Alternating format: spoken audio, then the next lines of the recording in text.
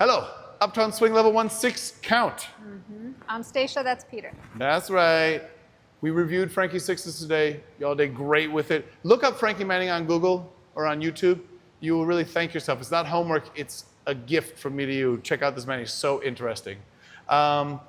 We did this to warm up. We got you going down the line. So rock, step, triple step, rock, step, triple step, rock, step, triple step, triple step. Leader goes in front and follows. Remember how you waited a really long time? And when I danced with you, I asked you to wait way longer, and then the zoom started happening. Y'all found some of that zoom that we love in the dance.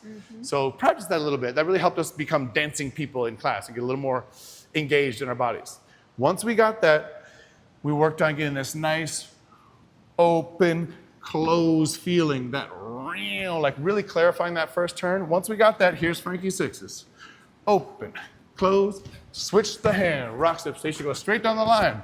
I cross it, rock, step, triple, triple, open, I catch the arm, and we're gonna shake it, rock, step, bam, and a shake, you shake, you shake, and then you keep on dancing.